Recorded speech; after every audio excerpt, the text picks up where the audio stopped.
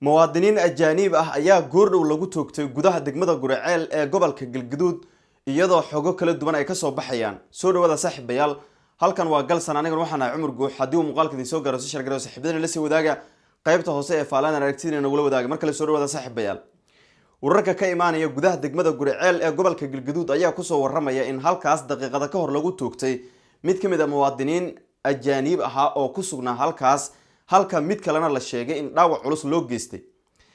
waxa dilka fuliyay sida la sheegayo askari ku labisnaa dareeska ciidanka militariga Soomaaliya oo la sheegay in labadan ruux midkood uu la murmay taasi oo keentay in rasaas uu furo ugu dambeeyna uu ku geeriyoodo labadii ajaanibta ahayd ee isla socday midkoodna halkaas uu dhaawac culus ka soo gaaro labadan ruux waxa la sheegay inay yihiin muwaadiniin Itoobiyaan ah si gaar ah uga soo jeeda qoomiyadda Oromada iyadoona la sheegay in dilkan uu yimid kadib markii ay wada doodeen askariga dilka fuliyay iyo sidoo kale ninkan ajaanibta ah ee dilka loo geystay waliba ku sugnaa gudaha degmada Guriceel ee gobolka Galgaduud ninka kale ayaa isagana waxa soo gaaray dhaawac culus oo hadda loogu dabiibayo xaaladiisa caafimaad gudaha mid kamid ah xarumaha caafimaad ee ku yaala gudaha degmada Guriceel ee gobolka Galgaduud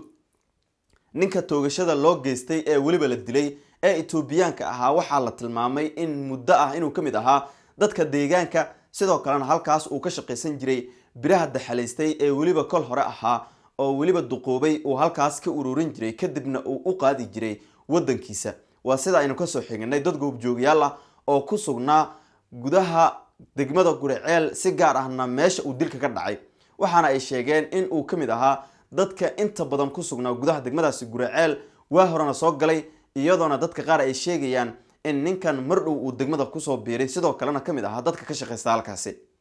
ninka kale ee isagana dhaawac loo geystay ayaa hadda ku jira xarun caafimaad oo ku taala gudaha degmada Guriceel ee gobolka Galgaduud ninka toogashada fuliyay ee la sheegay inuu ku labisnaa dareeska ciidanka militariga lama xaqiijin karo inuu ciidan ahaa iyo in ciidanka deegaanka uu kamid ahaa iyo qof shacab ahaa oo dhar ciidan soo xirtay waxaase la sheegay in markii uu dilka geystay kadib uu goobta dilka uu ka fuliyay ka baxsaday isla markaana la xaqiijin karin in gudaha degmada uu ku jiro iyo inuu banaanka degmada uga baxay sidaan oo kale bil ka hor waxa muwaadiniin Itoobiyaan ah dil loogu geystay gudaha degmada Caabudwaaq ee gobolka Galgaduud halkaas oo la sheegay inuu ku dilay askari ka tirsan ciidanka deegaanka ee ku sugnaa saldhigga degmada Caabudwaaq ee gobolkaasi Galgaduud iyadoona muran xoogan la sheegay in uu ka taagan yahay ninka la dilay oo wararka qaar ay sheegeen inuu ahaa nin Soomaali ah oo ka soo jeeda mid kamid ah beelihii dagaalku kala dhaxeeyay kuwa ka soo jeeda Caabudwaaq oo halkaas ay ku dileen halka wararka qaarna ay sheegayaan inuu ahaa nin muwaadiniin oo Itoobiyaan ah waliba ka soo jeeda qoomiyadda Oromada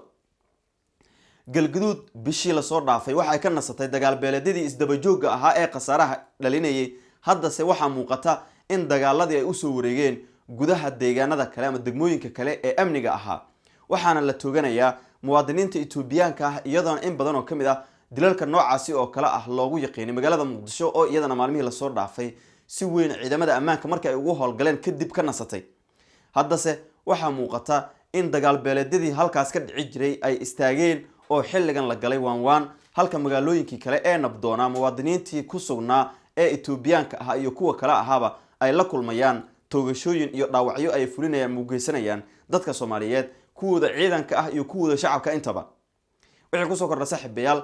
dhacdadan oo wali aysan ka hadlin maamulka Galmudug gaar ahaan degmada Guriceel maamulkeeda iyo taliska booliiska degmadaas barnaamijyada wararkeena dambe ayaan idin kugu soo gudbin doonaa